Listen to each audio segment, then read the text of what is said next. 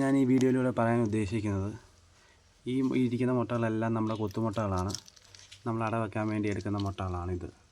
അപ്പം ഈ മുട്ടകൾ അട വെക്കുമ്പം ഞാൻ ശ്രദ്ധിക്കുന്ന 2-3 കാര്യങ്ങളാണ് ഞാൻ പറയുന്നുള്ളത്. അതായത് ഇപ്പോൾ ഈ വൈറ്റ് കളർ കാണുന്നത് നമ്മുടെ കോഴി തന്നെ ഇട്ട മുട്ടയാണ്. ഈ ബ്രൗൺ കളറിലുള്ളതും നമ്മുടെ കോഴിയുടെ തന്നെ മുട്ടയാണ്. അപ്പം പല കളറിൽ നമ്മുടെ നാടൻ കോഴി മുട്ടയിടാറുണ്ട്.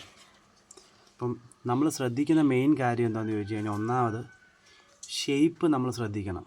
ഷേപ്പ് ശ്രദ്ധിക്കണമെന്ന് ഉദ്ദേശിച്ചത്, ഈ മുട്ടയുടെ ഷേപ്പ് ഒന്ന് ശ്രദ്ധിച്ച് നോക്കി.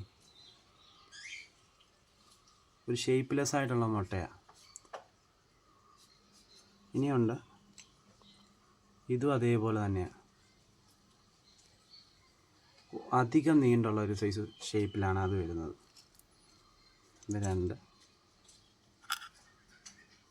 ഇത് കുഴപ്പമില്ല. പിന്നെ ഇത്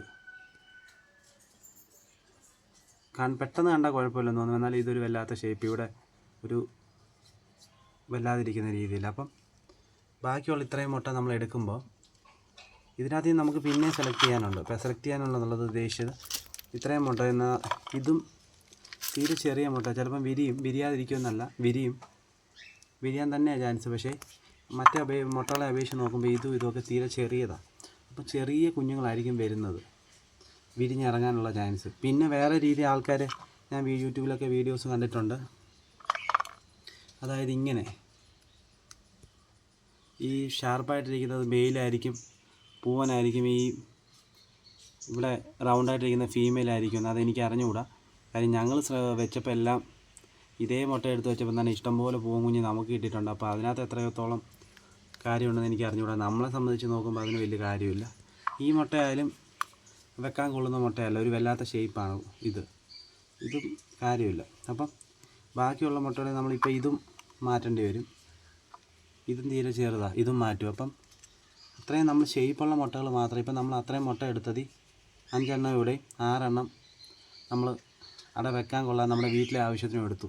ഇനി വേറൊരു കാര്യം എന്തോ ശ്രദ്ധിക്കാനുള്ളതെന്ന് വെച്ചാൽ, ഇപ്പോഴത്തെ ഈ ചൂട് സമയം ആയതുകൊണ്ട് ഒരു 10 ദിവസം എന്നല്ല, ഒരാഴ്ചയ്ക്ക് പുറത്ത് വെളിയിലിരുന്ന മുട്ടകൾ, അതായത് പുറത്തിരുന്ന മുട്ടകൾ നമ്മൾ അട വെക്കാൻ വേണ്ടി സെലക്ട് ചെയ്യരുത്. കാര്യം എന്താണെന്ന് ചോദിച്ചാൽ, വിരിയാനുള്ള ചാൻസ് കുറവാണ്. അപ്പോൾ ഫ്രിഡ്ജിനകത്ത് വെച്ചിരുന്ന മുട്ടകളാണെങ്കിൽ കുഴപ്പമില്ല. അപ്പോൾ ഫ്രിഡ്ജിനകത്ത് വെച്ചാൽ മുട്ട വിരിയുമോ എന്ന് ചോദിക്കും. മുട്ട വിരിയാതെ ഒന്നുമില്ല. ഫ്രീസറിൽ വെക്കരുത്. പച്ചക്കറി വെക്കുന്നിടത്ത് വെച്ച് കഴിഞ്ഞിട്ട് മുട്ട അട വെക്കുന്നതിന് 1 ദിവസം മുമ്പേ എടുക്കണം. പിന്നെ കുറച്ച് നാളത്തേക്ക് ഒരു 10-20 ദിവസത്തിന് മേലെ, 20 ദിവസം വരെയൊക്കെ സ്റ്റോർ ചെയ്യാൻ പറ്റും. ഒരു കുഴപ്പമില്ല. ആ മുട്ട വിരിയുകയും ചെയ്യും. പറ്റുവാണെങ്കിൽ ഇടയ്ക്കൊന്ന് തിരിച്ചു കൊടുത്താൽ, റൊട്ടേറ്റ് ചെയ്തിട്ട് വെക്കുകയാണെങ്കിൽ നല്ലതാണ്. അട വെക്കുന്നതിന്, അതായത് നാളെ അട വെക്കുകയാണെങ്കിൽ ഇന്നത്തെ ദിവസമേ മുട്ട എടുത്ത് വെളിയിൽ വെക്കണം. ആ തണുപ്പ് പോയെങ്കിൽ മാത്രമേ കോഴി അടയിരിക്കാറുള്ളൂ. അപ്പോൾ ആ കാര്യം മാത്രം ശ്രദ്ധിച്ചാൽ മതിയായിരുന്നു. അല്ലാതെ ഫ്രിഡ്ജിൽ വെച്ചെന്ന് പറഞ്ഞ് മുട്ട വിരിയാതിരിക്കത്തില്ല. ഈ ഉണക്ക് കാലത്ത് നമുക്കൊരു 10, 12, 15 മുട്ടയാണെങ്കിൽ ചിലപ്പം കോഴികൾ കുറവാണെങ്കിൽ അങ്ങനെ 1-2 ദിവസം കൊണ്ട് കിട്ടത്തില്ല. അപ്പം വെളിയിൽ വെച്ച് കഴിഞ്ഞാൽ എന്താണെന്ന് ചോദിച്ചാൽ, ഇതിൻ്റെ വെള്ള പറ്റിപ്പോകാനോ അല്ലെങ്കിൽ ഒട്ടിപ്പോകാൻ ചാൻസ് ഉണ്ട്. അതുകൊണ്ടാണ് പറഞ്ഞത്. പിന്നെ കുഞ്ഞുങ്ങൾ വിരിയാൻ നല്ല ബുദ്ധിമുട്ടായിരിക്കും. അത് ചിലപ്പോൾ അതിനകത്ത് ഇരുന്ന് തന്നെ ചാവാൻ ചാൻസ് ഉണ്ട്. അതുകൊണ്ടാണ് നമ്മൾ ഫ്രിഡ്ജിൽ വെച്ചിട്ട് മുട്ട സ്റ്റോർ ചെയ്യുന്നത്. അധികം കൂളുള്ള ഏരിയയിൽ വെക്കരുത്. പച്ചക്കറി വെക്കുന്നിടത്ത് വെക്കുന്നതോ ആണ് ഏറ്റവും നല്ലത്. പിന്നെ ഇടയ്ക്കൊന്ന് റൊട്ടേറ്റ് ചെയ്ത് കൊടുത്താലും നല്ലതായിരിക്കും. ഫ്രിഡ്ജ് വെച്ചെന്ന് പറഞ്ഞ് മുട്ടയ്ക്ക് യാതൊരു ബുദ്ധിമുട്ടും വരത്തില്ല, വിരിയുകയും ചെയ്യും. വിരിയുന്നതും ഫ്രിഡ്ജ് വെക്കുന്നതും തമ്മിൽ ഒരു ബന്ധവുമില്ല കേട്ടോ.